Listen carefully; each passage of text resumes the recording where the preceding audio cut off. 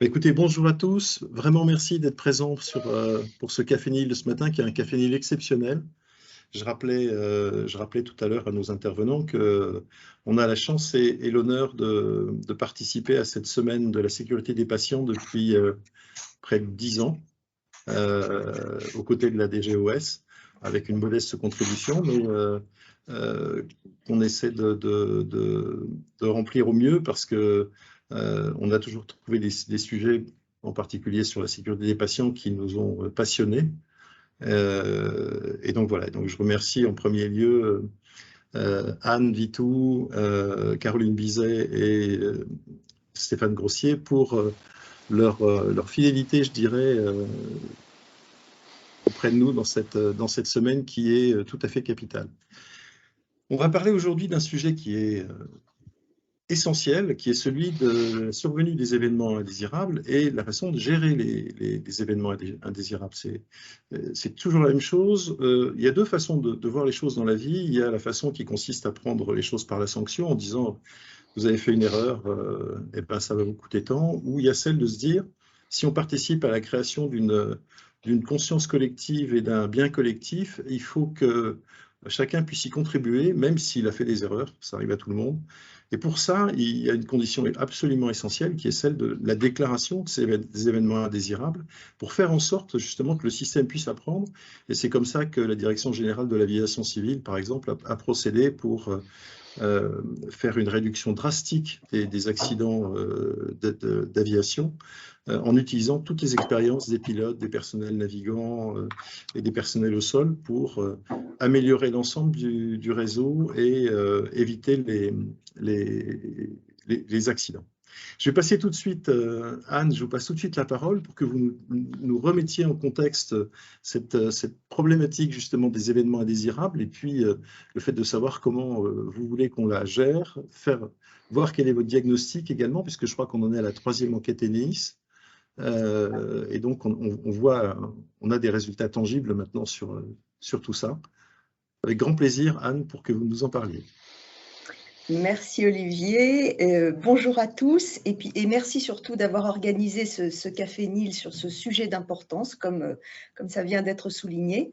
Donc effectivement, 10 ans après la 2e enquête ENEIS qui visait à recenser les événements indésirables graves en établissement de santé, les résultats de la 3e enquête que la DGOS a souhaité réaliser ont été publiés. Et ce qui est encourageant, même s'il montre une amélioration sur le nombre d'EIG recensés, il n'en reste pas moins que des vraies marges de progression subsistent, notamment en ce qui concerne la prévention des EIG. Donc, je parle ici des EIG évitables, hein, parce qu'il y en a certains, le système de santé, on connaît, c'est quand même un risque. Et surtout, comme Olivier vient de le souligner, la déclaration de ces EIG qui est essentielle pour qu'on puisse progresser. Pour vous donner un chiffre, sur l'enquête ENEIS, donc, 63 événements indésirables graves ont été recensés par les équipes au moment de l'enquête et un seulement a fait l'objet d'une déclaration dans le système de déclaration des EIG. Alors, on peut un tout petit peu moduler ce chiffre parce que les enquêteurs sont passés rapidement après la survenue de l'EIG et parfois les équipes prennent un peu de temps pour le déclarer, mais hélas, ça ne rattrape pas le chiffre qu'on devrait avoir et on reste vraiment en dessous des déclarations.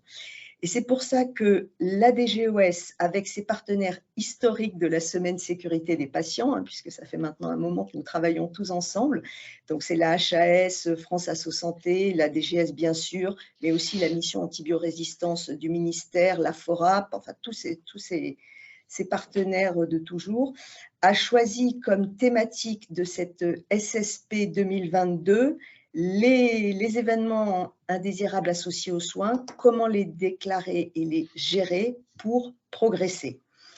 Et je profite encore de ce petit temps de parole qui m'est accordé pour remercier tous nos partenaires qui tous se sont également particulièrement mobilisés cette semaine sur le sujet. Donc, comme vous le savez, la HAS a publié son rapport annuel d'activité sur les événements indésirables graves associés aux soins.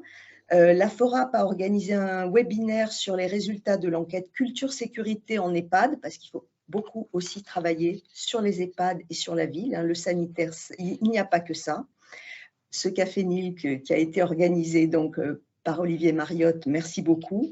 Et puis, vendredi, nous aurons la publication du rapport d'activité de la HAS sur les organismes agréés pour l'accréditation de la qualité des pratiques professionnelles. Et ça fait aussi partie des contributions qui vont nous permettre d'améliorer la déclaration des EIG et leur gestion. Donc, je salue également toutes les initiatives nombreuses qui sont développées en région, dans les établissements sanitaires, médico-sociaux, parfois en ville, pour prévoir des événements à l'occasion de cette semaine sécurité des patients et remobiliser toutes les équipes et tous les soignants. Voilà, je finirai juste en indiquant que sur la base des résultats de l'enquête Eneis, donc la 3e itération de cette enquête, la DGOS, avec l'appui de tous ses partenaires, est en train d'élaborer une feuille de route sur la culture sécurité parce que c'est un sujet essentiel pour nous. Merci. Fasse confiance pendant la période de Covid. Merci beaucoup Anne pour cette introduction qui remet bien les choses dans le contexte. J'ai envie de passer la parole tout de suite à ceux qui sont concernés. Alors, il y a un acteur qui est concerné au premier chef, c'est les patients. Ils ne sont pas autour de la table, mais je sais qu'il y en a dans ceux qui nous écoutent. Et bien entendu, vous savez que la culture de Nil, c'est de mettre les associations de patients et leurs représentants en co-construction du système. Donc, vous avez une parole immédiate quand vous voulez la prendre. Autre acteur du système, c'est Carole. Carole, vous êtes directrice de soins à la clinique Marcel Samba, à Boulogne-Billancourt. La gestion des événements indésirables graves, vous la faites comment dans l'établissement et en fin de compte, quelle est la philosophie dans laquelle vous la mettez en place? Alors, bonjour à tous et à toutes. Je vous remercie de m'avoir invité et de me donner la parole. Nous mettons vraiment, alors nous soignants, ce qui nous fait lever le matin, ou toute personne qui travaille dans la santé, c'est vraiment, c'est parce qu'on a envie de soigner les gens et on a à cœur d'éviter au maximum de leur faire du mal. Un événement indésirable, c'est un événement qui a fait quand même du mal à un patient. Alors, c'est vraiment notre priorité, c'est de cibler ces événements et de pouvoir faire en sorte qu'ils n'arrivent jamais. Alors, pour pouvoir les cibler, il faut surtout augmenter la déclaration des événements indésirables et motiver notre personnel, au quotidien, nos équipes.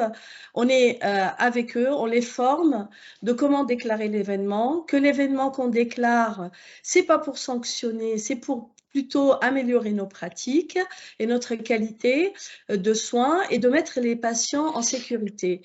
Ça nous permet de leur apprendre cette philosophie, de leur expliquer comment faire et ça nous permet d'augmenter les déclarations d'événements indésirables de tous les jours, hein, pas forcément les événements indésirables graves qui mènent à quelque chose à la mort ou quelque chose d'handicapant. Également, j'ai envie de vous parler, je vais emprunter une phrase qui nous vient du Canada, qui m'a été soufflée par un homme très bienveillant, c'est les échappées belles. Tous ces événements qui auraient pu arriver malheureusement, mais heureusement, on avait des procédures qui étaient mises en place et qui ont empêché ça, une expertise du terrain, du personnel et qui ont fait en sorte que cet événement n'arrive pas. C'est très important aussi de les mettre en lumière et de les analyser parce que ça nous permet de mettre en valeur l'expertise qu'on a et de la partager avec les autres. Et bien sûr, je finirai par les Never Events. Ce qui nous vient des anglo-saxons et de l'aérospatiale et que Ramsay Santé met vraiment un point à les analyser. Ces événements qu'on dit, mais ça peut jamais nous arriver, mais au final, ça arrive malheureusement quand même. Et en fait, l'idée de pouvoir éviter tous ces événements indésirables, c'est déjà de former les gens et de les sensibiliser, de les cibler, mais surtout de faire des accresses derrière, de faire participer. Alors les accresses, c'est analyser ces événements indésirables et de pouvoir faire participer tous les acteurs qui étaient là pour pouvoir analyser tranquillement les événements et pouvoir mettre des actions en face, mais également faire des rétex, ça veut dire des retours d'expérience aux services, aux d'autres services de l'établissement, voire même plus loin dans les établissements avec qui on travaille, pour éviter que ce genre de choses arrivent aux autres, parce que malheureusement, on est tous face à ces choses-là. Et puis, bien sûr, on a un comité de RMM qui fait une réunion trimestrielle, les médecins. Alors, j'ai envie aussi de vous parler des médecins qui veulent toujours porter toute la responsabilité. Nous, on fait en sorte de participer à leur RMM parce qu'on voudrait vraiment que quand il y a... J'ai trop parlé? Ah, je vous entends plus, Olivier. Juste une chose. Oui. Évitons les acronymes parce qu'il y a des gens qui sont du Ah, système de santé. pardon. Les Oui, RMM, pardon. Les RMM, c'est des réunions des médecins pour étudier les morbidités et les mortalités quand il y a un incident qui se passe au niveau d'un patient. Et souvent, les médecins, ils se réunissent entre eux, ils ne nous laissent pas entrer dans ces réunions-là et nous, on force les portes parce que c'est important quand il y a une erreur, c'est jamais la faute d'une personne, c'est la faute de tout un ensemble d'une équipe. Et au fait, on ne va pas dire faute, mais c'est un manquement à une action. Et du coup, cette analyse-là permet qu'on porte toute l'équipe porte ce qui s'est passé et les actions, ils seront menées par tout le monde. Voilà ce que j'avais envie de parler sur les événements indésirables. Et je vous remercie pour votre écoute. Merci beaucoup, Carole. Ça va me donner la transition tout de suite pour passer la parole à David. Alors, on fait des réunions de médecins pour lutter contre la morbidité. On n'invite pas les confrères, les membres du comité des usagers ou des autres professionnels de santé. Merci Olivier. Bonjour à toutes et tous et merci de cette introduction. Et c'est vrai que je vais au nom des médecins battre ma coulpe parce que les médecins croient faire des RMM mais n'en font pas vraiment puisque l'objectif d'une RMM c'est de discuter d'organisation et d'améliorer nos organisations. Et comment améliorer nos organisations si on ne convie pas les acteurs?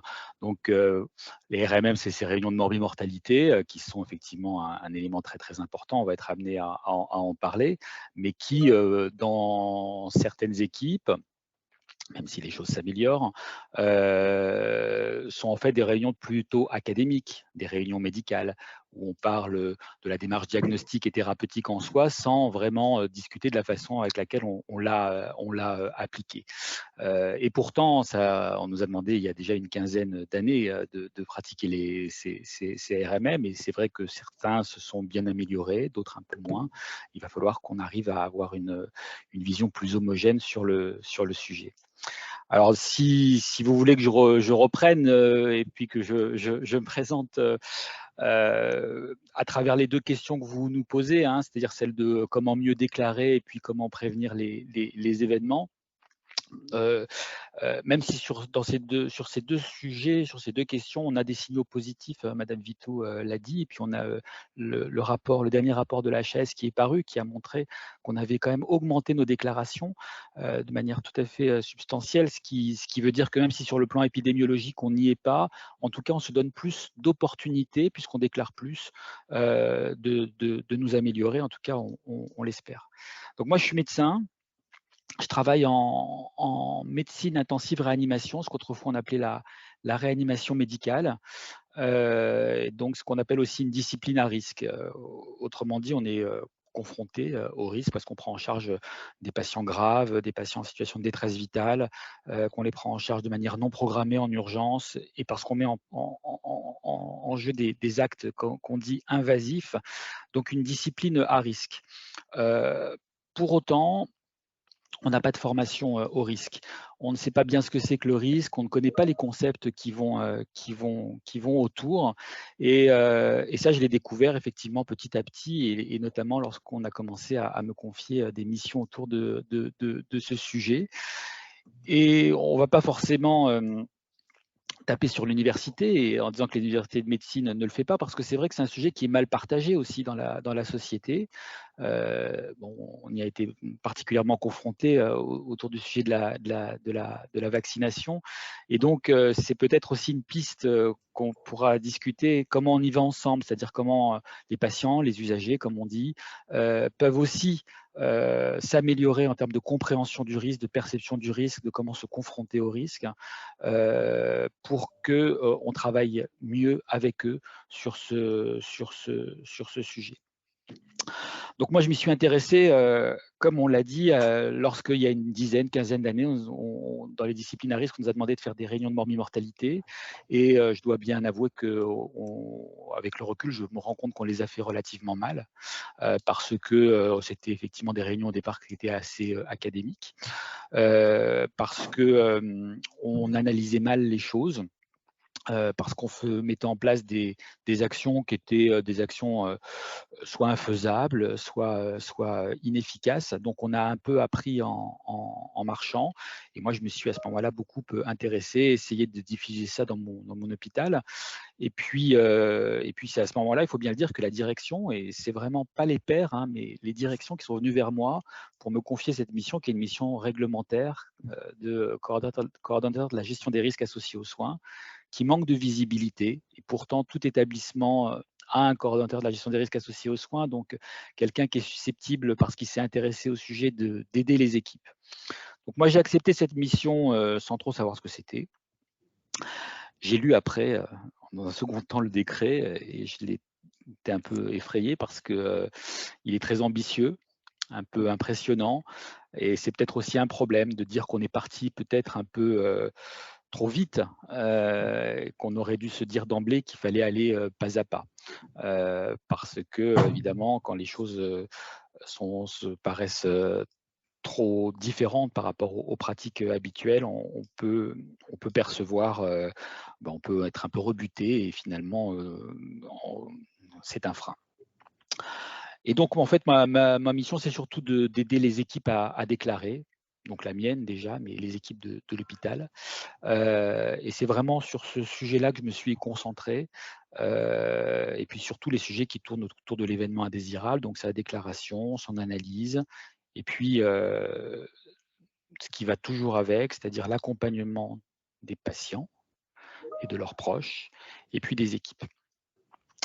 Alors comment mieux déclarer? Moi, c'est la première question que je me suis posée, et c'est à ce moment-là que j'ai découvert ce dont vous avez parlé, Olivier, en introduction, c'est-à-dire le sujet culturel, la culture non fautive de l'erreur, et puis l'idée qu'on ne savait pas très bien faire le distinguo entre erreur et faute, et qu'on était dans un système où c'était très difficile parce qu'on fait tellement d'emphase de nos succès, que comment en faire de nos erreurs, en tout cas comment utiliser ces erreurs pour apprendre.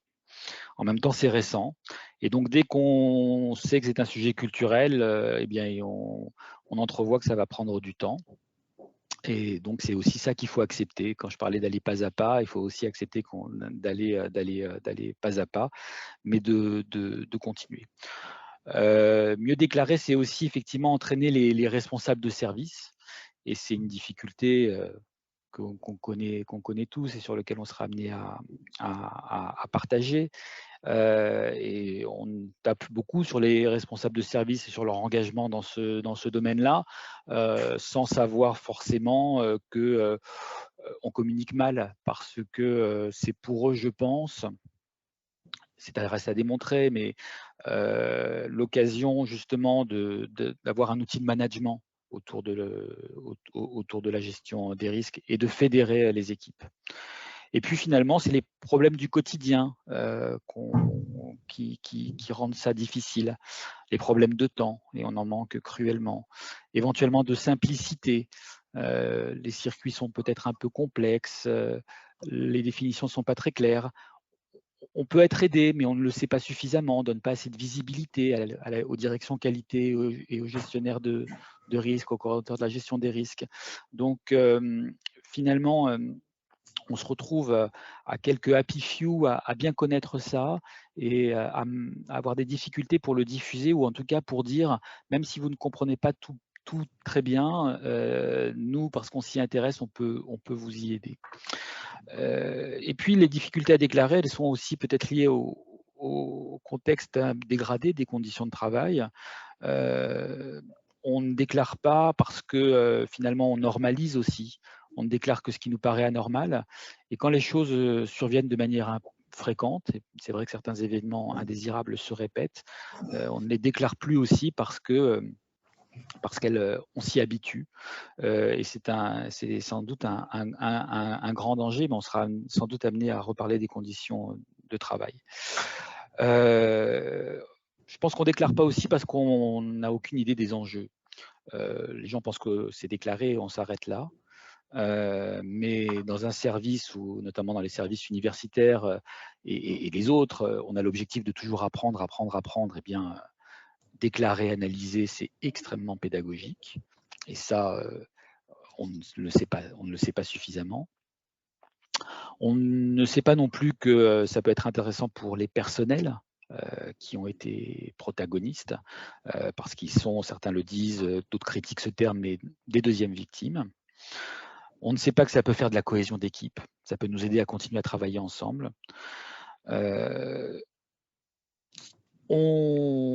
ne sait pas très bien si on a un impact sur la sécurité. Et c'est vrai qu'il faut bien le reconnaître, cet impact, il n'est pas démontré encore, hein. On n'est pas certain que déclarer, analyser va, de manière certaine, limiter les choses.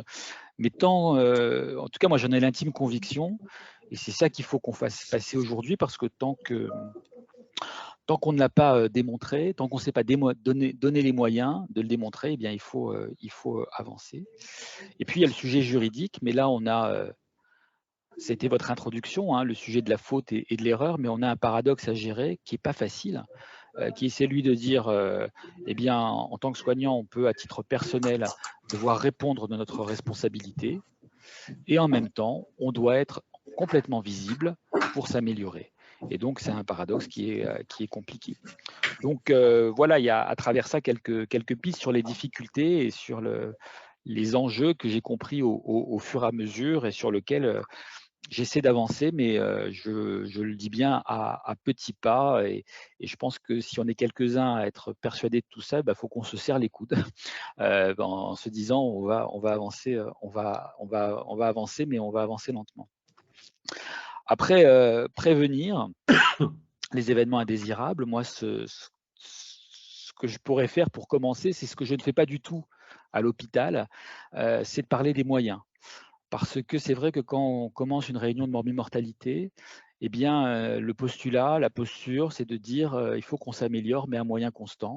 Il n'est pas question qu'on sorte de cette réunion en disant bien voilà, tant qu'on n'aura pas 2 infirmières supplémentaires, tant qu'on n'aura pas une nouvelle machine, on ne pourra pas s'améliorer. On doit pouvoir trouver des solutions pour s'améliorer à moyens constants, même si voilà, on a une certaine, il y a des limites à cela. Et dans le contexte de cette réunion, je pense que c'est intéressant qu'on en parle. Comment on aborde ce sujet dans le contexte des dégradations des conditions de travail, et peut-être de reconnaissance aussi des personnels soignants. Est-ce qu'on est audible? Moi, je sens très bien que j'ai des difficultés à être bien compris, bien perçu, et en miroir, on me rapporte toujours cela. Et je m'en dépatouille comme je peux, mais je dois bien reconnaître en tant que soignant que voilà, c'est un prérequis et il n'est pas complètement traité. En même temps, faire de la gestion des risques, c'est s'adapter au changement, et donc c'est s'adapter aussi aux difficultés de moyens. Mais voilà, on a quand même dans une certaine limite. Et pour terminer, agir sur les événements évitables, c'est revenir à l'idée initiale, celle de dire qu'il faut prendre en compte le facteur humain. Et prendre en compte le facteur humain, même si on n'est pas certain que ça aboutisse, parce que ça vient d'autres industries, hein, et est-ce qu'on peut le caler sur la médecine, j'en suis pas sûr. Mais considérer le droit à l'erreur, c'est considérer qu'il faut travailler plus en équipe, on en a parlé.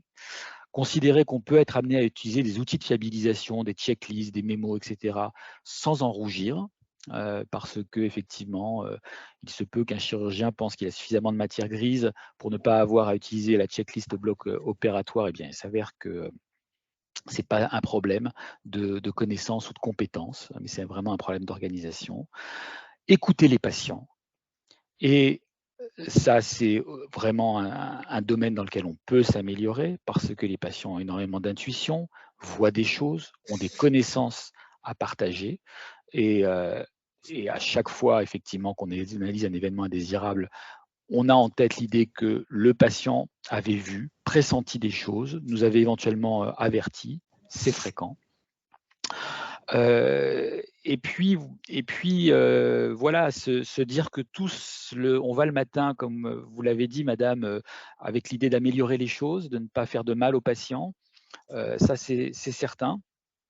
Mais il faut aussi qu'on ait peut-être plus de perception du risque, qu'on soit tous conscients qu'il y a un risque, et que cette perception du risque peut nous, si elle est plus forte, peut nous permettre de mieux échanger, de mieux travailler en équipe, de mieux nous coordonner. Voilà, j'ai déjà dit beaucoup de choses, donc je vais m'en tenir là, mais les 3 points qui me paraissent essentiels, c'est le sujet de la formation pour ce sujet de la conception non fautive de l'erreur, le sujet des moyens, qui est quand même le prérequis, celui d'aller plus avec les patients et les usagers dans ce domaine-là. Et je pense que c'est comme ça qu'on peut avoir, ce qui nous manque aujourd'hui, c'est plus de masse critique. C'est notre difficulté, on traîne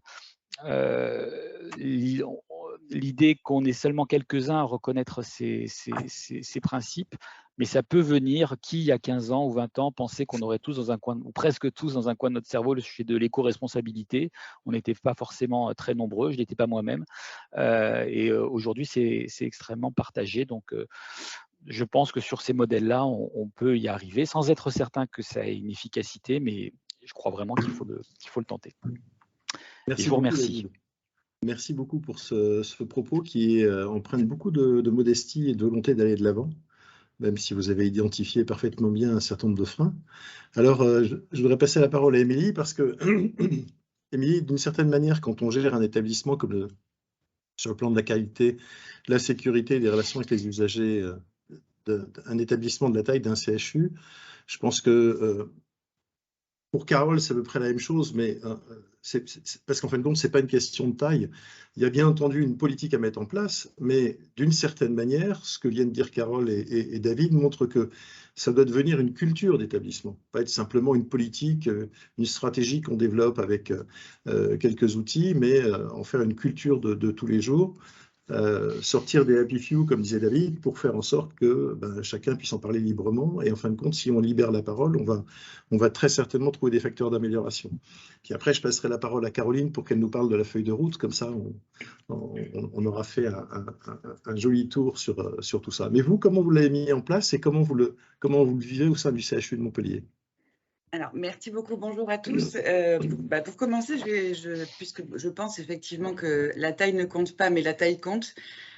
Du coup, je pense que ce qui fonde notre action, c'est d'agir au plus près du terrain. Autrement dit, c'est ne pas chercher à atteindre en une seconde les 12 000 salariés du CHU, mais plutôt d'accompagner tous ceux qui sont motivés et qui, petit à petit, en fait, ont besoin d'un soutien. Et ça revient à ce que disait David sur les happy few. Le deuxième point sur lequel je voudrais insister, puisque David et Carole l'ont évoqué, c'est que ça commence aussi par dire et incarner à chaque fois qu'on le peut le fait que, contrairement aux idées reçues, les directeurs, je parle de moi mais je parle de tous mes collègues, ne se lèvent pas le matin pour abîmer les patients.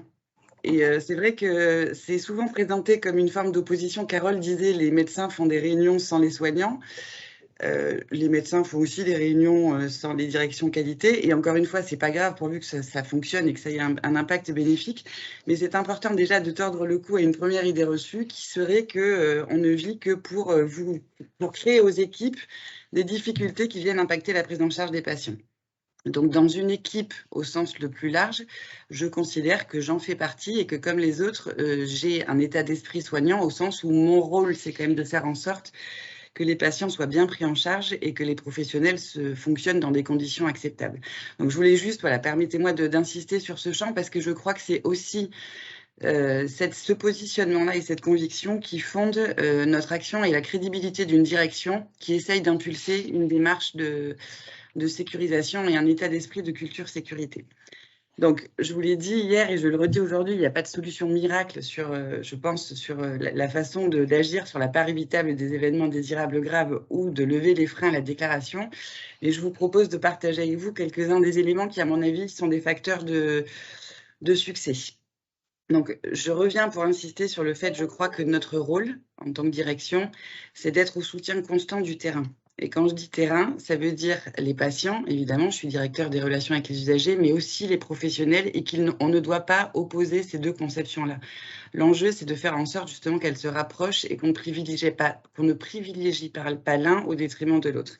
Donc ça, je pense que c'est extrêmement important. Et je pense, par rapport à ce que disait David, que le second point très important, c'est qu'on puisse, au niveau des directions, être plus visible au sens plus efficace en apportant notre appui méthodo et en donnant des preuves de confiance. On doit aider les professionnels et les usagers à s'approprier des systèmes qui, particulièrement en CHU, semblent extrêmement éloignés du terrain et difficiles à appréhender. Il faut qu'ils sachent qui solliciter et il faut que nous, on soit capable assez rapidement d'entendre une demande, de la traduire et d'y apporter une réponse lisible. Donc ça, je pense que c'est vraiment extrêmement important. Donc pour moi, la réponse aux enjeux qui sont les nôtres sur la déclaration et l'analyse des événements indésirables, il y a un état d'esprit que vous avez évoqué, Olivier, je vais y revenir.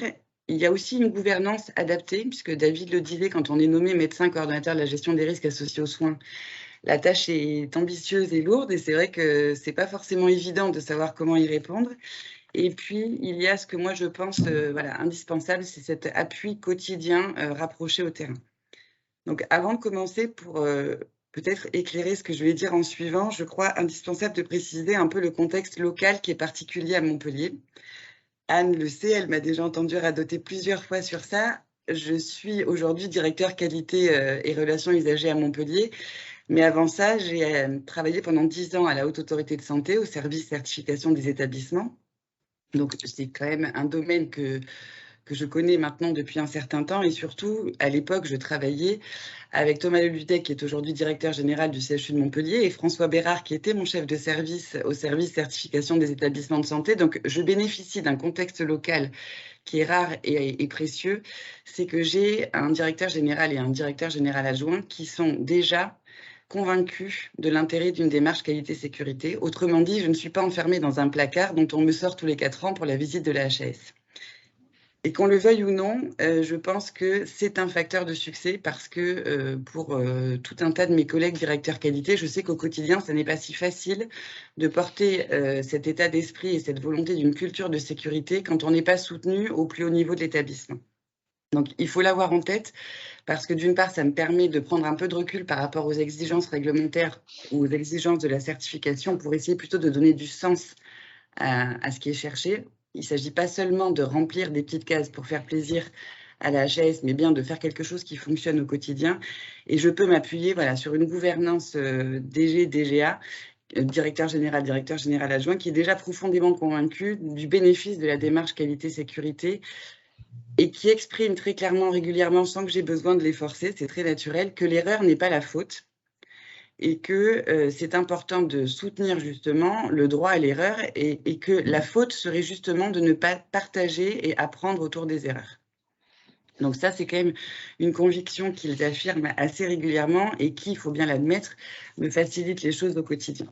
Donc, en fait, notre politique qualité-sécurité au CHU de Montpellier, elle traduit ce que je vous ai présenté là, c'est-à-dire elle est fondée essentiellement sur un principe de réalisme et de réalité qui rejoint, pour ceux qui s'en rappellent, les principes qu'on essayait de porter au moment de la certification V2014, c'est-à-dire qu'on ne peut pas tout faire bien en même temps, que donc il faut choisir ce sur quoi on travaille, se fixer des priorités, et que ces priorités, pour pas qu'elles soient choisies au hasard et qu'elles soient pertinentes, elles doivent s'appuyer sur un pilotage par les risques. Si on connaît nos risques et si on est capable de les hiérarchiser, on sait plus facilement par quoi on peut et on doit commencer. Et cette démarche-là, pour les professionnels, encore plus dans le contexte dégradé qu'évoquait David, elle leur donne du sens.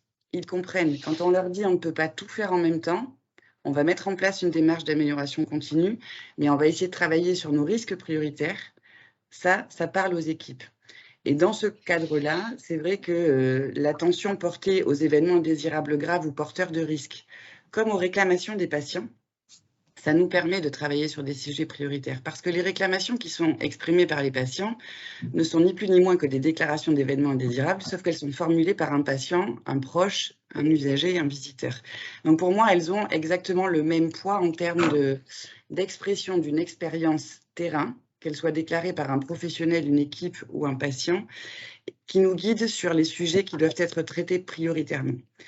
Donc, à Montpellier, ce qu'on a développé, c'est vraiment cet état d'esprit, c'est de se dire, comme on ne peut pas tout faire bien en même temps, on s'assure de connaître nos risques, et pour ça, on utilise beaucoup les déclarations d'événements indésirables et les réclamations des patients pour essayer d'avoir un panel large. Je ne cherche pas à tout prix à faire une cartographie des risques, même si je sais que je devrais en avoir une, mais je n'en ai pas. Et je n'ai pas non plus de plan d'action institutionnel, soyons clairs. En revanche, j'ai des données de terrain qui me permettent d'illustrer au sens très large les problématiques auxquelles je dois répondre. Et donc, le deuxième champ qu'il faut retenir, c'est que les indicateurs qualité, ils sont indispensables pour piloter ces démarches où on ne peut pas tout faire. Mais les indicateurs qualité, ce n'est pas non plus seulement les indicateurs qualité-sécurité que la HAS nous demande de regarder dans les dossiers. Pour moi, le délai de programmation d'une scoliose sur un enfant, c'est un indicateur qualité. Si on n'est pas capable de l'opérer dans des délais qui sont compatibles avec son développement, c'est un dysfonctionnement et c'est un indicateur qualité. Donc c'est pour dire qu'on en a une conception large qui là aussi, je crois, redonne du sens aux professionnels. C'est-à-dire que du moment qu'on partage cet état d'esprit, ils savent qu'on est à leur côté et qu'on ne conteste pas le fait que c'est un dysfonctionnement qui ne devrait pas survenir. Donc, en synthèse sur ces éléments-là, ce qu'on essaye de mettre en place, c'est donc une stratégie d'amélioration qui est pilotée par les risques, qui est réaliste. On sait qu'on n'arrivera pas à tout traiter, mais on essaye de traiter ce qui semble le plus urgent de façon consensuelle parce que ce sont les risques principaux. On essaye de la rendre objective en la fondant sur des indicateurs qui ne sont pas contestables et qui sont assez divers. Et surtout, on fait en sorte qu'elles prennent très vite une réalité concrète pour sécuriser l'activité quotidienne. Parce qu'on a tous besoin d'avoir des feuilles de route et des plans relativement élaborés, et on en a un. Mais on sait aussi que soutenir l'incitation à la déclaration et à l'analyse, c'est une fois de temps en temps mettre en place une action concrète dont les équipes et les patients peuvent en avoir conscience et qui soutient aussi ce mouvement-là. Donc, en synthèse, le choix qu'on a fait et qui me semble aujourd'hui vital dans le contexte dégradé qui est le nôtre, c'est vraiment de se dire on doit faire des choix. Plutôt que de les subir, essayons de faire en sorte que nos actions se tournent prioritairement vers des risques dont on considère tous qu'ils sont prioritaires. Donc, ce n'est pas satisfaisant parce qu'on ne règle pas tout de suite, mais ça permet quand même, notamment parce que les moyens supplémentaires ne sont pas toujours envisageables, d'essayer de travailler sur les champs qui nous semblent prioritaires. Et je terminerai par ça sur ce champ de l'état d'esprit, parce que c'est la politique qualité du CHU. Nous l'avons traduit, nous, en intégrant dans les contrats de gestion de l'ensemble de nos pôles des objectifs qualité-sécurité, dont la déclaration et l'analyse des événements indésirables graves et porteurs de risques, qui sont une des conditions que les équipes doivent atteindre pour bénéficier de l'intéressement qualité qu'on leur reverse. Donc c'est une façon de traduire en fait cette politique qualité et de leur donner un intérêt à agir. On est à votre écoute et à votre appui pour l'analyse et la déclaration des événements indésirables graves. Et par ailleurs, si vous le faites, vous allez contribuer à améliorer le niveau général de l'établissement en termes de qualité et de sécurité, donc potentiellement notre capacité à obtenir une incitation financière à la qualité. On vous en reversera une partie si vous avez joué le jeu. Donc c'est une façon de donner une réalité sur ce champ-là. Ensuite, au point de vue de la gouvernance, je voudrais insister sur ce que David disait. Toujours dans un contexte local, j'ai la chance, moi, d'être directeur qualité, sécurité, relations usagers dans un établissement dont la vice-présidente de CME est mon binôme coordonnateur gestion des risques associés aux soins. Et dans sa vraie vie, elle est chirurgien digestif. Donc, on a parlé déjà des médecins. À titre personnel, nous avons dû réexpliquer à nos chirurgiens avant la visite HAS qu'il y avait bien un troisième temps dans la checklist et que c'était important qu'il soit présent. Mais vous voyez tout de suite pourquoi c'est important qu'on fonctionne en binôme et que pour nous, je pense qu'elle dirait la même chose. Je l'aide dans les méandres des circuits administratifs. Elle est indispensable pour porter les messages auprès de la communauté médicale. Parce qu'on a travaillé longtemps ensemble avant que je sois nommée sur ce poste et elle sur le sien. Elle est déjà convaincue aussi du bénéfice de cette démarche d'amélioration continue et donc elle est extrêmement porteur et légitime auprès des médecins et elle peut faire passer des messages moins théoriques pour la communauté médicale que je le ferai, le traduire et vraiment être un relais extrêmement fort. Et à l'inverse, on fait un bon binôme parce que je réussis, moi, à aussi, une fois de temps en temps, remettre un cadre et essayer d'inscrire ça dans une démarche qui soit collective, parce qu'on est toutes les deux convaincus qu'on peut faire mieux et qu'on doit faire mieux. Il ne faut pas qu'on ne soit que deux. Et donc, c'est vrai que voilà, ce binôme est extrêmement important pour arriver à donner du sens aux équipes sur le terrain, et elle est un relais précieux dans les actions de terrain auprès des équipes des blocs opératoires qui sont... On en a 5 au CHU, donc c'est évidemment une large partie de la communauté médicale, mais pas seulement. Et ça, c'est extrêmement important. Donc, ça m'amène au dernier point sur lequel je voulais partager notre positionnement, c'est celui de l'appui rapproché au terrain. Parce que c'est le cas dans tous les établissements de santé, mais ça l'est encore plus dans un établissement de la taille du CHU de Montpellier, qui en plus est dispersé sur plusieurs sites géographiques. Donc, ça, éloignement à tout niveau peut compliquer les choses. On a revu complètement en mars 2020, parce que j'ai été nommée le 10 mars 2020 au meilleur moment pour mettre en place la démarche d'amélioration continue. Le même jour où j'ai dit à tous les blocs, videz tout, on déprogramme tout le monde, j'ai été nommée sur ce champ. C'était tout à fait parfait en termes de sens. Je pense que j'étais à mon meilleur moment. Mais en tout cas, ce qu'on a essayé de mettre en place, c'est de changer l'organisation avec une direction qualité où j'ai souhaité que les ingénieurs soient référents des pôles. En fait, ce dont j'ai besoin et ce dont je crois que les équipes ont besoin, c'est de savoir à qui parler. Nous n'avons pas toutes les réponses, mais on doit être leur interlocuteur privilégié pour les guider et les orienter. Donc aujourd'hui, chaque pôle du CHU de Montpellier a un ingénieur qualité référent, chaque ingénieur étant référent sur 2 à 3 pôles. L'enjeu étant qu'ils puissent apporter un appui méthodologique, mais surtout qu'ils se connaissent, qu'il y ait une relation suivie et que les ingénieurs connaissent suffisamment les pôles et les équipes pour connaître l'activité des pôles, les difficultés des pôles, l'architecture des pôles, les projets des pôles, et en fait tout ce dont on a besoin pour avoir une bonne connaissance partagée des risques identifiés dans ces pôles, des difficultés auxquelles ils font face, leurs enjeux et tout ce qui fait que notre action sera plus pertinente. Parce qu'on n'a pas de solution miracle. Et ça, c'est bien aussi d'insister. La direction qualité n'a pas une boîte à miracle ou une baguette magique qui va permettre de tout résoudre. Ce qui fait notre appui et notre pertinence, je crois, c'est qu'on connaisse suffisamment bien les modes de fonctionnement de nos équipes et les prises en charge de nos patients pour apporter un appui pertinent et réaliste. David le disait, on ne va pas toujours pouvoir racheter des machines ou malheureusement recruter des soignants supplémentaires. Et ça, il faut qu'on l'ait en tête pour proposer des actions qui soient faisables. Sinon, on continue de rêver à grande échelle, mais concrètement, ça ne se traduit pas sur le terrain. Donc ça, je pense que cette personnalisation de la relation, elle est pour moi essentielle parce qu'elle crée en plus la confiance qui est nécessaire pour que les équipes se disent je peux leur dire et donc je peux déclarer, et pour que les équipes se disent non plus si je peux leur déclarer, elles vont m'aider à analyser. Et ça, encore une fois, je crois que c'est au moins sur ça qu'on gagnera la confiance et le sens donné aux équipes. Voilà. En plus, on peut s'appuyer pour la partie qui est événement indésirable grave et porteur de risque sur l'appui d'un médecin qui est anesthésiste au bloc gynéco et qui est formé à la démarche depuis longtemps. Il s'était formé de lui-même, qui a un positionnement extrêmement ouvert et empathique et qui, du coup, est désormais détaché à 50% pour accompagner les équipes avec nous dans l'analyse des événements indésirables graves. Il est lui aussi formé, reconnu par ses pairs et il peut aborder les choses d'une façon qui est constructive et qui aussi persuade les équipes de l'intérêt de le faire avec nous. Et je pense que voilà, dans les recettes, ces éléments-là sont des facteurs favorisants. Et je terminerai par un dernier point, Olivier, si vous me le permettez. Je sais que je suis un tout petit peu longue. Pour la partie prévention des EIG évitables, pour vous dire que on n'arrivera pas à essayer d'embarquer tout le monde en même temps. Et ça, j'y ai renoncé, même si ça me navre au quotidien. Je crois en revanche qu'on réussit si on soutient les initiatives locales. Et j'en veux pour preuve le fait que nous, sur la base de 2 événements indésirables graves, réels, l'un qui a conduit au décès d'un bébé et l'autre qui a conduit à des séquelles extrêmement graves, qui ne sont pour aucun des deux du fait des équipes du CHU de Montpellier. Les équipes sont venues vers nous pour dire on subit ces situations, on doit faire de la prévention.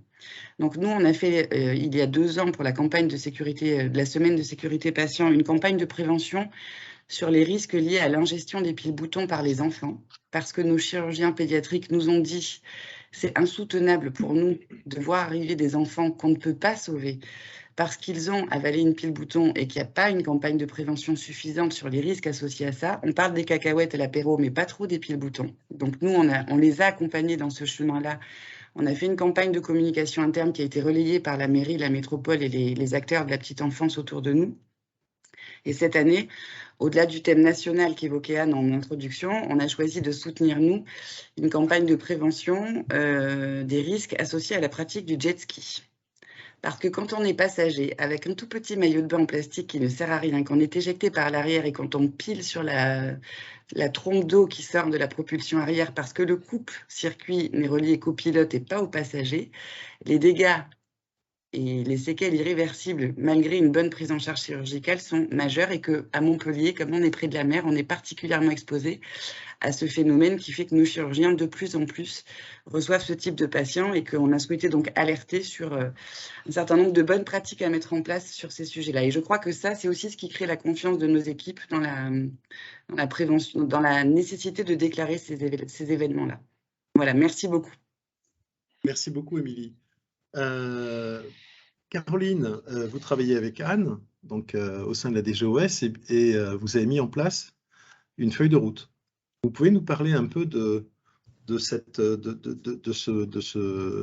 réalisation qui va permettre justement aux équipes d'avoir peut-être plus de conseils, de pratiques, de bonnes pratiques, de rétex ou autre chose?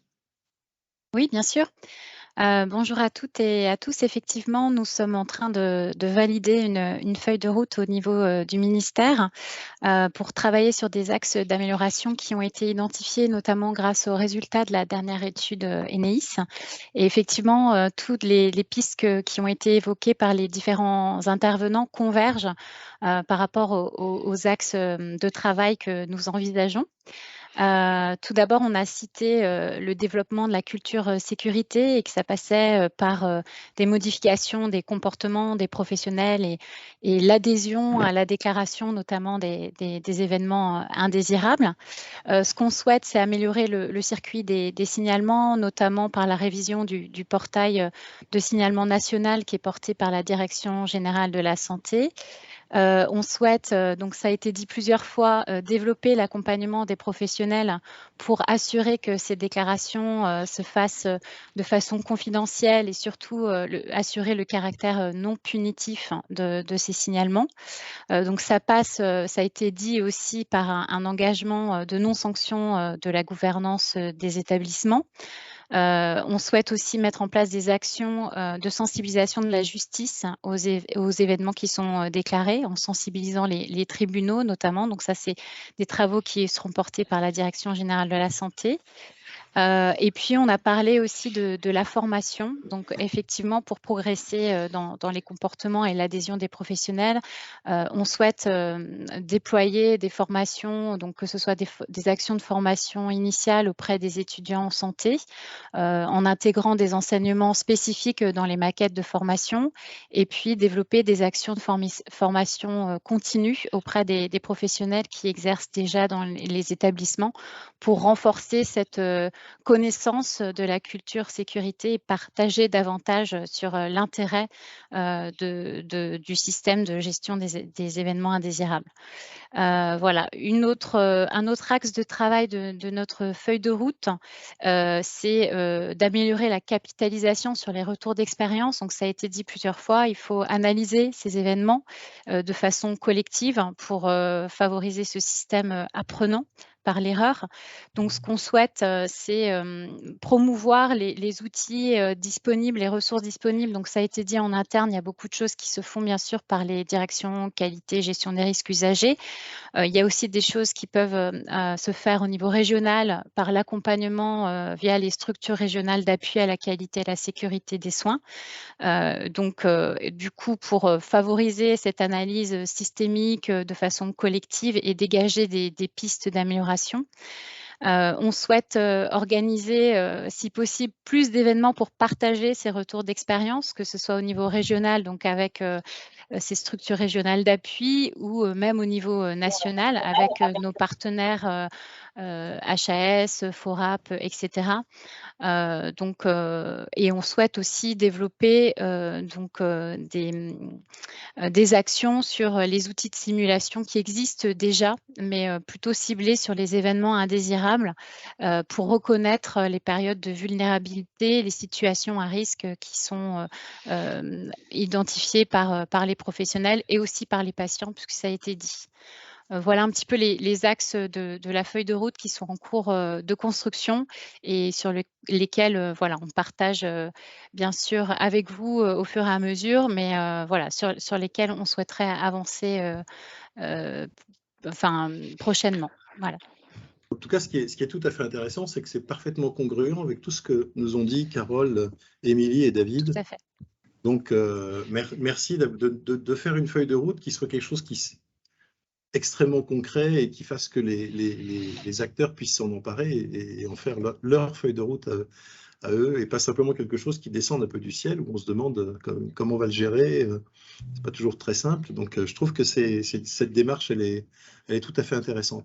Alors, on va passer maintenant aux questions. Et donc, ceux qui veulent poser des questions, lèvent la main. Vous avez dans votre barre d'outils en haut, dans réaction, la possibilité d'allumer. Il y a Younes qui veut poser une question, Lilith ensuite. Donc, on prendra les questions dans l'ordre d'apparition. Vous dites qui vous êtes, en quelle qualité, parce que vous pouvez être médecin et parler comme un citoyen, ou même quelquefois médecin et parler comme un patient, ça arrive aussi dans la vie d'un médecin. Et donc, voilà, et je vous passe la parole, bien entendu. Faites des questions courtes pour qu'on puisse faire des réponses qui soient courtes, concises, puisqu'après, comme on aura un podcast, ça permettra aux gens qui ne participent pas aujourd'hui de pouvoir prendre cette liste de questions-réponses rapidement, et ça rend le débat encore plus intéressant. Younes. Merci, vous pouvez Olivier. mettre votre caméra. La mienne ne fonctionne pas aujourd'hui. Bon, c'est pas grave. Mais est-ce qu'on m'entend bien? Donc, Younes Telali, je suis consultant chez NIL. J'ai fait des études de pharmacie, et la question que j'avais, c'est je me demandais si la qualité et la sécurité n'étaient pas aussi alliées à la pertinence des soins, parce que être dans le champ de la sécurité, c'est aussi parfois ne pas faire un acte. Et est-ce qu'on ne peut pas aussi lier cette question de la sécurité des soins à celle de l'innovation, dans la mesure où plus on progresse, plus on se retrouve avec des technologies qui, en fait, finalement, vont être beaucoup plus sûres pour les patients, et donc minimiser le risque de soins indésirables. Et Olivier, tu prends souvent l'exemple du TAVI, et poser un TAVI, c'est beaucoup moins risqué que de faire une chirurgie à cœur ouvert. Et pourtant, on a parfois du mal à faire accepter le TAVI auprès des professionnels de santé. Donc, est-ce que votre rôle aussi, pour les acteurs de la sécurité des soins, c'est pas favoriser la pénétration de certaines innovations, notamment parce que c'est plus pertinent et plus sûr pour les malades? Alors, qu'est-ce qui veut répondre? Est-ce que, Émilie, vous aviez acquiescé visiblement? Anne, aussi après? Oui, tout à fait. Alors, juste peut-être sans rentrer dans les détails, parce que je rappelle, je ne suis pas médecin. En revanche, je partage ce que vient de dire Younes. Il y a toujours une dimension, et je pense que l'analyse approfondie des événements indésirables permet justement de traiter cette dimension de la pertinence, et aussi de se reposer la question de est-ce qu'on a raison de la pertinence de cette organisation, la pertinence de cet acte, la pertinence de cette pratique. Donc, je pense profondément que cette question-là, elle est au cœur des analyses. Et après, le deuxième point que je voulais aborder, c'est sur le champ de l'innovation. Encore une fois, c'est le cas en CHU, mais c'est le cas dans tous les établissements de santé. Un des risques liés, un des risques qu'on crée consensuellement à notre activité, c'est justement cette innovation. Il faut qu'on s'assure qu'en fait, en permanence, on essaye de faire évoluer nos techniques et nos pratiques, mais en ayant conscience des fragilités qu'on peut créer et en les sécurisant. Donc, je ne me prononcerai pas sur la pertinence des TAVI. En revanche, je pense effectivement que notre rôle, c'est d'être capable de dire c'est bien qu'on innove, assurons-nous qu'on le fait dans des conditions qui sont sécurisées. Ah, on a un écho là. Ouais. C'est possible de couper tous les micros.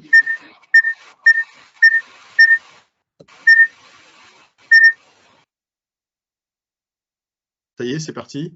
Bon, c'est un mauvais moment à passer. Anne. Oui, juste pour dire merci que je partage tout à fait ce qui vient d'être dit et effectivement, pour moi, la pertinence est une notion qui englobe la qualité et la sécurité. Nous, au ministère, on est la mission qualité-pertinence.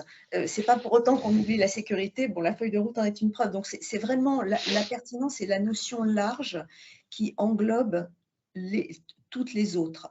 Et concernant l'innovation, alors, si on reste en quelque sorte attaché aux référentiels, aux procédures et autres, il n'y aura plus d'innovation et c'est quelque chose qui nous manquerait parce que c'est comme ça qu'on progresse. Mais bien entendu, l'innovation doit être soutenue et à chaque étape, on vérifie la qualité et la sécurité.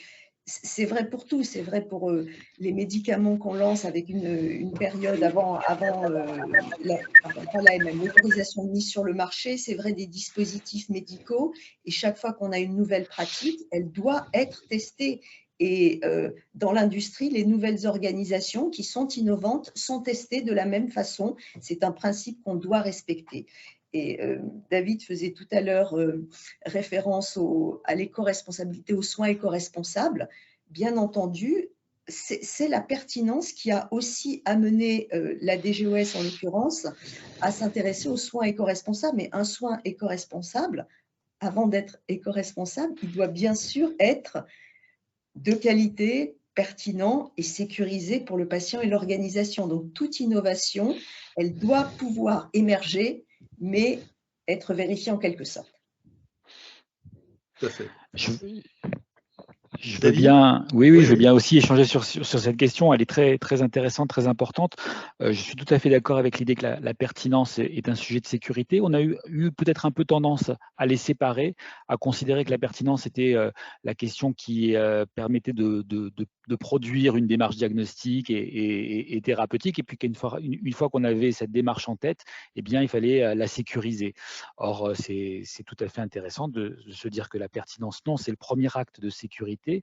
C'est vais-je exposer ou non à un risque le patient. Et la pertinence, elle est d'autant plus, elle est d'autant mieux appréciée qu'elle implique aussi le patient dans ce choix diagnostique et ce choix thérapeutique. C'est-à-dire qu'il faut aussi qu'à la pertinence, on ajoute la dimension de la volonté des patients. Nous, par exemple, en réanimation, on a été amené à faire des RMM sur des complications d'un acte médical qui est la mise en place des cathéters vasculaires. On fait une analyse, on en fait une deuxième, on en fait une troisième. On a l'impression de tourner un peu en boucle et de ne pas réussir à s'améliorer. Il y a un moment, il faut qu'on se pose et qu'on se dise, est-ce que c'est un acte pertinent? Est-ce qu'on a raison d'exposer à ce risque les patients? Est-ce que dans le rapport risque-bénéfice est bien envisagé? Et c'est intéressant de parler de risque-bénéfice et donc de pertinence parce que c'est aussi un domaine dans lequel les patients et les usagers peuvent progresser. Les gens qui font de la santé publique nous disent beaucoup qu'on n'arrive pas à faire passer de message sur le risque-bénéfice dans la société. Et pourtant, c'est vraiment nous, comme ça qu'on travaille. Donc là, il y a vraiment un sujet sur lequel il faut qu'on essaie de se rapprocher. Pour ce qui est de l'innovation, c'est certain, parce que c'est l'innovation aussi qui a permis à ce que finalement, aujourd'hui, il y ait beaucoup plus de sécurité que par le passé, à ce qu'on ait des meilleurs résultats en termes de morbidité, en termes de mortalité. Mais l'innovation, c'est à double tranchant. C'est-à-dire que dès qu'il y a quelque chose d'innovant, il y a de nouveaux risques. Et donc, maintenant qu'on sait ça, il faut qu'on aborde l'innovation en prenant tout de suite en compte la gestion du risque lié à ces techniques innovantes. L'innovation fait beaucoup gagner, mais on peut perdre un peu du fait des risques liés à l'innovation. Et c'est un peu la difficulté qu'on a en médecine, c'est qu'il y a de l'innovation, c'est qu'on est sur un domaine très très instable. On a finalement, c'est exponentiel ce qui nous attend parce qu'on va avoir beaucoup d'innovations et tant mieux. Mais en même temps, voilà, il faut prendre en compte cette dimension du risque. Merci David. On va passer. Alors faites des réponses courtes, hein, parce qu'autrement, on ne va pas pouvoir prendre toutes les questions. Non, mais c'est juste un conseil pour qu'on ait le maximum de questions. Lilith, vous vouliez prendre la parole. Vous pouvez mettre votre caméra si vous voulez. Oui, merci Bonjour. beaucoup. Bonjour. Bonjour, merci de vos interventions, Lilith, consultante secteur public chez OnePoint, avec un penchant pour le système de santé. Et donc, je me demandais justement à la suite de la question précédente, quel peut être le rôle du numérique et des nouvelles technologies pour remédier en fait au manque de ces déclarations et in fine peut-être pour améliorer en fait la capitalisation de ces déclarations. Je parle des données, du développement de logiciels, applications et pourquoi pas l'IA. Donc, quel peut être le rôle en fait de l'innovation, mais dans ce cadre-là plutôt technologique et digital? Alors, qui est-ce qui veut répondre à cette question? Émilie, avec plaisir. Merci Lilith. Oui, alors je pense que c'est une très bonne question parce que ça peut être un vrai appui, comme ça peut être un énorme frein. Alors je vais commencer par la partie négative, juste pour dire qu'en fait, le développement du numérique est un appui aux pratiques, aux organisations, à condition qu'on ait bien en tête qu'il ne va pas résoudre les problèmes par miracle. Et donc, en l'occurrence, il ne faut pas se tromper sur les outils qu'on met à disposition des agents pour la déclaration et l'analyse du traitement. Je vous le dis, moi, à titre personnel, l'outil dont on dispose au CHU est, à mon sens, c'est un frein parce qu'il fait perdre le sens de la démarche, parce que l'outil n'est pas conçu pour répondre aux usages dont on a besoin. Je ferme la parenthèse. Donc, pour moi, c'est un risque et il faut être très vigilant dans le choix des outils et l'intégration du numérique. À l'inverse, un enjeu très fort qu'a évoqué Lilith, c'est l'intérêt du numérique pour nous aider à disposer d'indicateurs et de tableaux de bord de pilotage pertinent, là on en revient toujours à la pertinence, donc pas des usines à gaz, mais des choses qui nous aident à mettre à disposition des équipes des indicateurs qu'ils comprennent. Je parlais des délais de programmation tout à l'heure, et qui permettraient en fait, sur la base du système d'information, et notamment du dossier du patient, d'extraire un certain nombre d'indicateurs qui nous aideraient là aussi à valoriser ce que David évoquait, c'est-à-dire l'impact bénéfique de nos démarches qualité-sécurité. Alors moi oui Carole, allez-y. Si je peux me permettre, je voudrais juste signaler qu'il y a des systèmes et des logiciels. Nous, on a un logiciel Gerimed qui est vraiment très pratique, qu'on veille vraiment à l'arrivée du personnel, qu'il ait son code, comment il fonctionne, etc. On leur explique. Et nous, ça nous permet par la suite, tous les 15 jours, de faire une cellule opérationnelle, d'analyser au plus près ces événements indésirables, cette déclaration-là, et on fait la réponse sur le logiciel lui-même. Du coup, le personnel soignant, quand l'événement n'est pas très grave et qu'on n'a pas fait une accrèse par la suite, il peut avoir sa réponse directement sur le logiciel et numériser tout ça, ça facilite quand même énormément cette démarche. Voilà, c'est tout ce que je voulais dire. Merci. Alors, j'avais envie de poser une question complémentaire à celle de Lilith. Il y a un travail qui a été absolument remarquable, qui a été fait au niveau de la DGOS en particulier. C'est pas pour passer des fleurs à la DGOS, mais alors franchement, sur tout ce qui est numérique en santé, ça a été extraordinaire. Tout ce qui a été mis en place et le changement culturel que cette délégation a pu apporter à tout le système, c'est fabuleux. Et on arrive à un outil qui est un outil de qualité, qui s'appelle Mon Espace Santé Numérique, Mon Espace Santé. On a tous ça à l'assurance maladie. Anne, Caroline, comment est-ce qu'il est prévu, est-ce qu'il y a des outils qui vont se greffer dans Mon Espace Santé pour informer les patients, informer le citoyen sur cette préoccupation de sécurité? Alors, merci pour cette question. C'est effectivement un sujet très intéressant et qui mobilise beaucoup de monde à la DGOS. Ça pourrait presque être un des effets bénéfiques du Covid, c'est d'avoir permis une émergence de la e-santé, du numérique encore plus qu'avant, et on a gagné du temps de ce point de vue-là. Mon espace santé est essentiel. Il y a beaucoup d'ambition portée sur cette mise à disposition directe pour le patient de beaucoup de données, mais je pense qu'il faut peut-être prendre un petit peu de temps pour ne pas faire arriver trop de données dans mon espace santé, parce qu'on risque de perdre le bénéfice de la démarche. Il est nécessaire, on pourrait imaginer, on y a pensé un moment, mon espace santé, maintenant, on va pouvoir envoyer régulièrement des questionnaires aux patients pour pouvoir recueillir tout de suite à chaud ses impressions sur beaucoup de choses, mais on risque vraiment de se perdre avec ça. Il faut construire la démarche, il faut que les usagers du système de santé, et je m'inclus dedans vraiment, prennent l'habitude de fonctionner avec cet outil pour savoir quand il est pertinent de l'utiliser, d'y mettre de la donnée ou d'aller en chercher et d'être vigilant sur ce qu'on veut en faire, sinon on ne sait pas à quoi on pourrait aboutir. Ça pourrait être un puissant fond. Néanmoins, je partage tout à fait ce qui vient d'être dit, le numérique est essentiel. À l'heure actuelle, dans la feuille de route que Caroline évoquait et qu'on est en train de construire avec nos partenaires, ce n'est pas un sujet qu'on a complètement exploré, donc je ne peux pas vous dire comment on va atterrir là-dessus, hein, c'est encore en construction.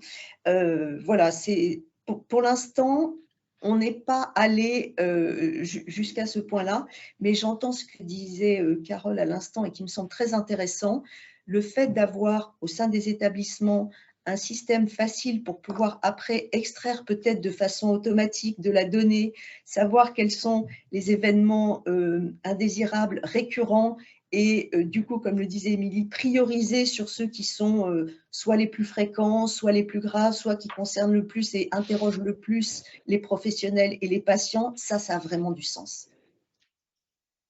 Alors, on va prendre la question suivante, c'est James Goldberg. Une question courte, des réponses courtes. James?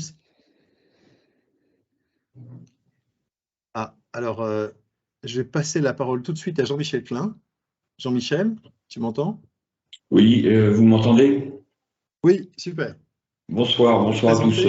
Olivier, merci de cette réunion, c'est absolument passionnant et j'en ai rêvé pendant des années. Je suis donc ORL et je préside la commission risque accréditation de ma spécialité en siégeant à la commission risque interspécialité de l'HAS.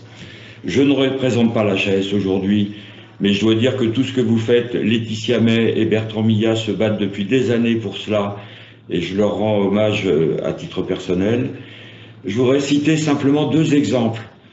Un en ORL, épistaxie, c'est-à-dire saignement de nez violent en pleine nuit dans une ville de province, transféré à la clinique, impossibilité de trouver où est le disjoncteur du bloc opératoire parce que des travaux étaient en cours. Transfert en hélicoptère en urgence au CHU. Autre chose, dans un CHU, un anesthésiste remplaçant n'a pas osé dire au chirurgien, vu l'ambiance qui était au bloc opératoire, qui se trompait de côté en posant une prothèse de hanche. Donc c'est dire l'étendue du problème et des enjeux qui nous concernent et pour lesquels on essaye de se battre. Alors à l'HAS, le logiciel qui nous permet de déclarer les événements indésirables liés aux soins est peut-être une usine à gaz un peu compliquée.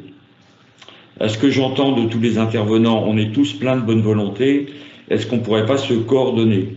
À l'exemple, par exemple, du Québec, où il y a de l'obligation de certification et de passage, comme l'a dit Olivier au départ, mais en simulation d'accident et non pas en simulation d'apprentissage. Donc ça doit saigner d'un côté, ça doit être un arrêt au bloc opératoire, un arrêt cardiaque, et c'est ça qu'on devrait mettre en place alors que ça existe au Québec depuis des années. Ça devrait être fait également, ou ça pourrait être fait également en médecine avec des scénarios de consultation, avec la relation difficile à un patient. Est-ce qu'on peut créer une dynamique pour passer aux actes? Parce que en France, on a lié ça à la réduction des primes pour les spécialités à risque. Donc il y a un lien financier que nous n'avons pas en ORL, par exemple. Et c'est vous dire qu'il y a 3000 ORL et que sur les 3000, on en a 40 engagés dans l'accréditation et la déclaration des événements indésirables. C'est dramatique, c'est choquant puisque des patients sont présents à ta réunion. Mais on peut peut-être faire quelque chose tous ensemble et effectivement, le patient pourrait peut-être nous aider à diffuser cette information pour que la communauté de soins, pas uniquement les médecins mais les équipes, puissent s'engager et arrêtent simplement de se renvoyer la balle les uns auprès des autres. Donc c'est une question et un message, mais merci de votre engagement à tous. Mais on travaille chacun dans notre coin. Est-ce qu'on ne pourrait pas se coordonner pour arriver à quelque chose de peu plus efficace, si je puis dire? Alors David, par exemple, pour répondre. J'adhère au message. Je ne sais pas comment répondre à la question, mais j'adhère au message.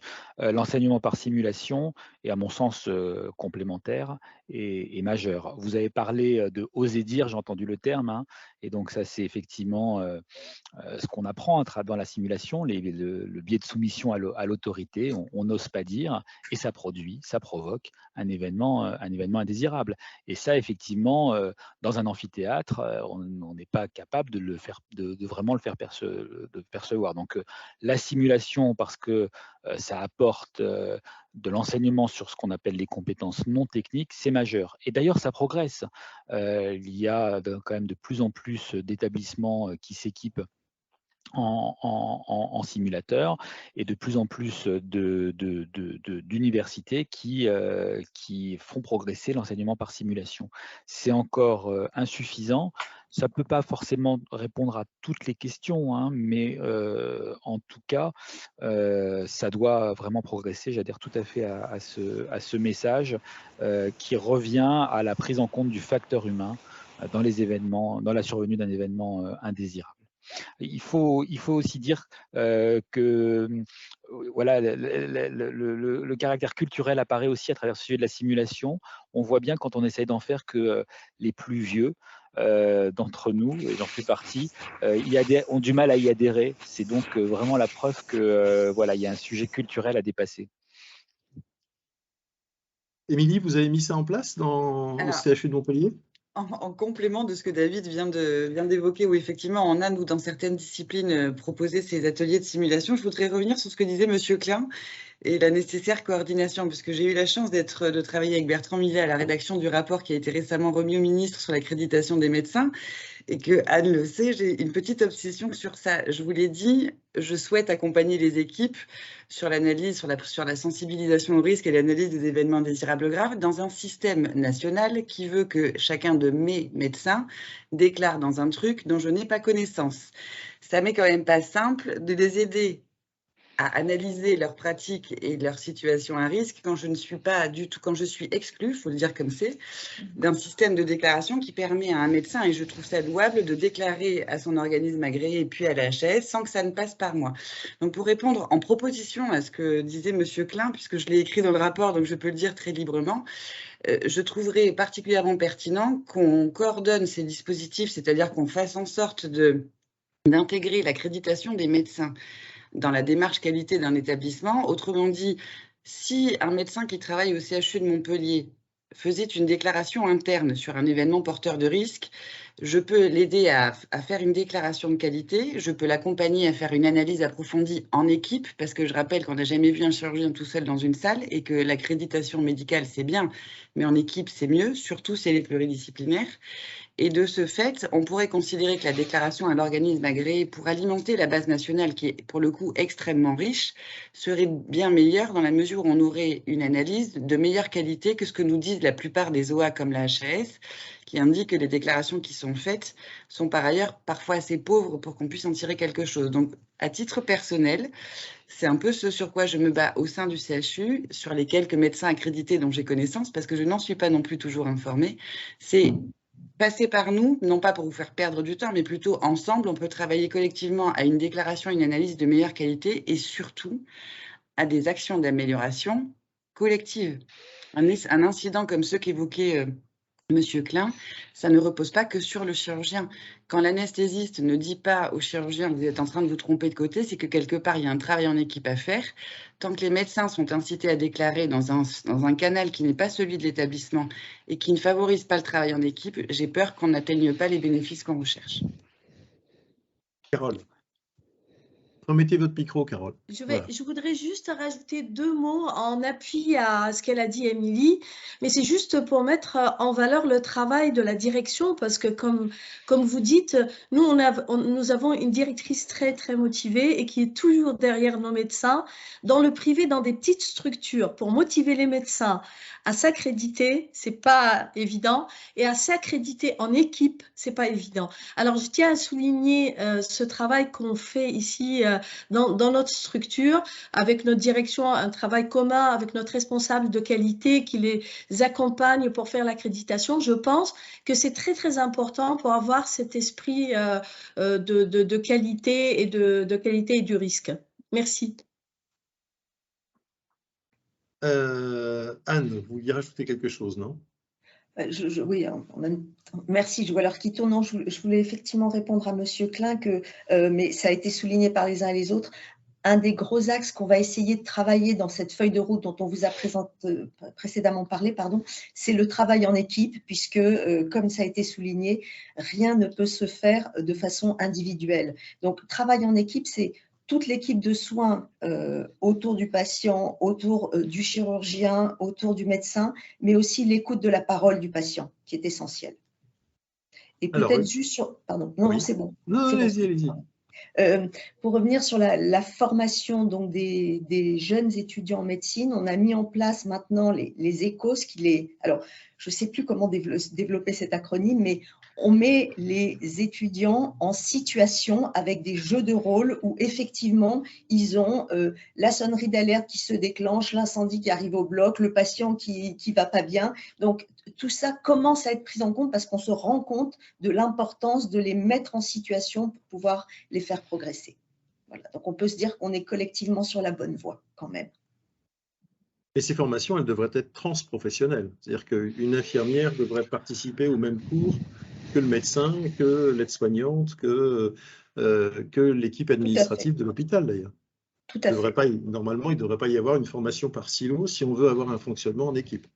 Absolument. Mais Olivier, si tu savais la complexité que c'est de faire des formations interpro par l'Agence nationale du DPC, c'est à se suicider ou à prendre du Lexomil à triple dose. Hein. Bon, on ne va pas donner de mauvaises idées, on va rester dans le positif. Loïc Jamoto, vous vouliez prendre la parole. J'ai vu que vous interveniez beaucoup dans le chat, donc c'était tout à fait intéressant. Oui, non, mais bonjour à vous. Je trouve ce webinaire très, très intéressant. Je suis représentant des usagers de 4 établissements et je me posais la question à celui de Madame Bizet, dans la feuille de route. Quel rôle vous entendez faire jouer aux représentants des usagers dans ces événements indésirables graves? Car les situations sont différentes dans chaque hôpital. Notamment, il y a certains hôpitaux, on est associé à l'événement indésirable grave et on le sait tout de suite.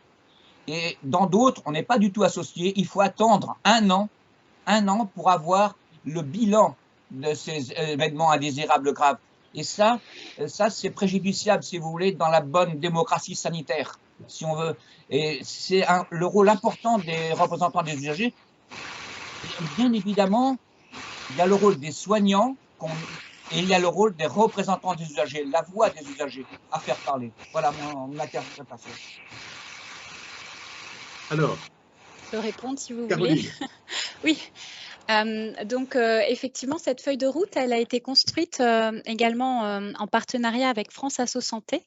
Effectivement, cette question de formation des représentants des usagers et de prise en compte des représentants des usagers dans l'analyse des événements indésirables a été de nombreuses fois évoquée. Et donc, c'est un des axes qu'on a retenu, notamment en termes de campagne de sensibilisation des usagers, des représentants des usagers, pour améliorer leur participation à cette démarche de culture sécurité partagée. Donc, c'est pris en compte dans cette feuille de route. Alors, une autre… Je pense qu'il faudrait couper, les micros. Une autre question maintenant, monsieur ou madame Cotet, comme je n'ai pas le prénom, je ne sais pas qui. Si vous pouvez vous présenter et poser votre question et mettre votre caméra. Oui, monsieur Cotet, représentant des usagers. Ah ben voyez. 2 choses. Tout à fait d'accord avec mon collègue élu précédent. Et c'est vrai que c'est inégal suivant les établissements, mais c'est vrai que la loi ne nous favorise pas dans la mesure où seul, comme il l'a rappelé, une fois par an, on a le droit d'avoir une liste, mais sans explication. Donc, il faudrait lever ce verrou qui interdit, alors plus que les RE d'ailleurs, à la CDU d'avoir accès à toutes les plaintes qui correspondent à des événements graves. C'est un premier point. Mais en fait, je voulais aussi prendre la parole pour une autre idée, une proposition qui n'est pas de moi, hein, qui en fait est déjà en place. En particulier dans l'Île-de-France, il y a la Starac qui essaye de le mettre en place. Starac, Madame de la DGOS expliquera mieux que moi. Lors d'une RMM, les victimes ou leurs ayants droit, si la victime est morte, d'un EIG devraient être systématiquement entendus en début de RMM avant de quitter la réunion pour laisser les acteurs de l'EIG débattre entre eux. Voilà une idée qui existe, qui n'est pas de moi, mais il faudrait peut-être la suggérer ou l'étendre à d'autres RMM. Voilà. Continuez, merci. Merci beaucoup. Alors, il y a peut-être une réponse à apporter de la part de Anne et puis une réponse aussi à apporter de la part d'Émilie, parce que quand on est responsable de la sécurité et des relations avec les patients, je pense que vous, Émilie, vous ne vous contentez pas d'une réunion par an. Anne, tu veux commencer ou je réponds tout de suite à la question d'Olivier? Alors, moi, je vais juste en 2 minutes effectivement dire que la Starac, c'est la structure régionale d'appui d'Île-de-France qui est très active et qui fait beaucoup de choses. Ces structures régionales d'appui existent dans toutes les régions et c'est une aide importante quand on a besoin de travailler sur des RMM et ce genre de choses. Et la FORAP, qui est un de nos partenaires, et la Fédération des structures régionales d'appui. Je te laisse la parole terrain, ce sera certainement plus intéressant. Merci Anne. Alors sur ce champ, je ne suis pas sûre d'être un très bon modèle. Je suis effectivement donc directrice des relations usagers et alors nous on fait un bilan trimestriel. Nos représentants des usagers ont accès à toutes les réclamations émises par les patients. Donc ils sont informés de toutes les situations et des réponses qu'on apporte de façon à pouvoir les consulter et mettre des recommandations éventuellement. Sur le champ des événements indésirables graves et porteurs de risques, je voudrais préciser plusieurs choses. J'ai fait le choix personnellement de ne pas présenter chaque situation d'EIG de façon très détaillée et immédiatement aux représentants des usagers pour une raison très simple qu'on n'a pas trop abordée, c'est le manque de formation des équipes médico-soignantes, voire administratives, à la parole du patient et à l'accueil de la parole du patient. Et c'est vrai qu'aujourd'hui, ça met parfois les professionnels en difficulté que d'exposer ce genre de situation de façon très explicite à des publics dont ils ne maîtrisent pas les réactions. Donc je pense que sur ce champ, il y a aussi des choses qu'on a à apprendre collectivement. C'est comment arriver à parler de ces situations de façon dépassionnée et non jugeante. Le terme n'est pas bon, mais j'ai pas mieux. Donc ça, voilà, aujourd'hui, n'ayant pas encore réussi complètement à construire ce mode de dialogue, nous, on présente un bilan des situations constitutives d'événements indésirables graves ou porteurs de risque, donc j'en ai une conception large, en essayant surtout de cibler les thématiques récurrentes et surtout de présenter plutôt les actions qui sont mises en œuvre, les actions locales au niveau des équipes ou les actions institutionnelles. Donc on essaye de fonctionner de cette façon, mais j'insiste sur ce champ, je crois que je trouve intéressant l'idée que les patients puissent s'exprimer au début d'une réunion de CREX ou de RMM, mais je crois après que sur l'analyse en équipe, si on veut qu'elle soit productive et que la transparence soit soutenue, je ne suis pas certaine que tout le monde ait la maturité suffisante aujourd'hui pour accepter correctement la présence d'un patient ou d'un représentant des usagers. Je peux me tromper, je parle d'une expérience locale. Je voudrais juste signaler un point qu'on n'a pas abordé et qui fait écho à ça, c'est qu'au-delà de cette formation à l'échange avec le patient dans ce côté constructif et partenarial qui, à mon avis, doit être soutenu, il y a aussi toute la dimension inquiétude des professionnels quand ils déclarent. On n'a pas abordé du tout, mais moi, c'est un champ qui m'est très cher. Je suis juriste en droit de la santé de formation. Et en fait, le service relations usagers gère tous les dossiers de responsabilité hospitalière. Et on le voit quand on reçoit une déclaration, ce qui entretient aussi la confiance des équipes et la déclaration, c'est qu'on soit capable tout de suite de répondre à leurs questions sur le champ de la responsabilité. Et ça, c'est essentiel parce que c'est aussi un élément qui n'est pas inclus dans les formations médico-soignantes initiales, trop peu. Et nous, dans un programme de formation interne qu'on veut développer, on imagine tout un champ de à qui je peux poser mes questions sur une éventuelle mise en cause de ma responsabilité, surtout pour de jeunes. Nous, on a beaucoup d'étudiants et autres.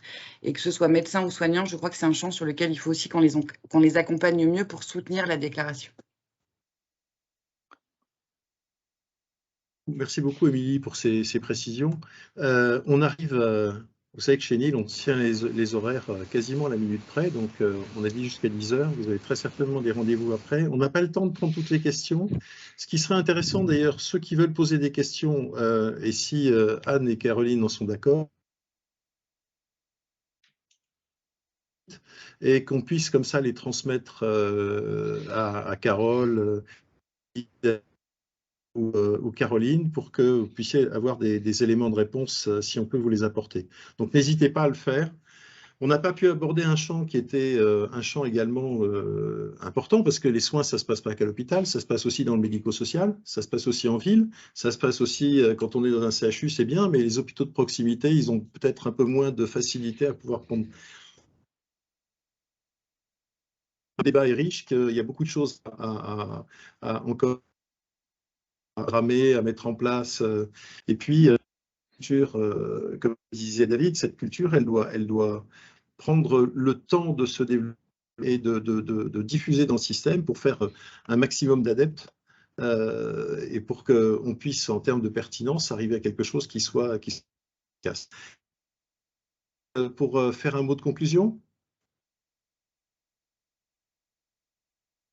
vous avez coupé votre micro.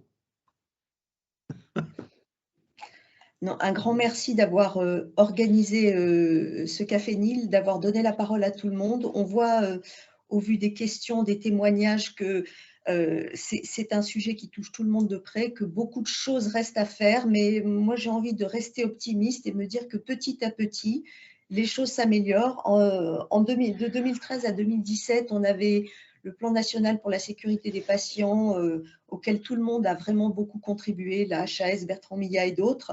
Là, on va essayer de disposer d'une feuille de route nationale sur la culture sécurité. Il y a le rapport d'accréditation qui vient d'être remis. Enfin, beaucoup d'efforts se font pour que petit à petit, on arrive à vraiment développer cette culture de sécurité qui rendra service au système de santé, aux professionnels et aux patients. Donc, merci beaucoup, Olivier.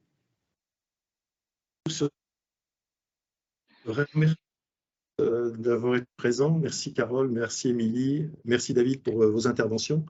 Merci Anne pour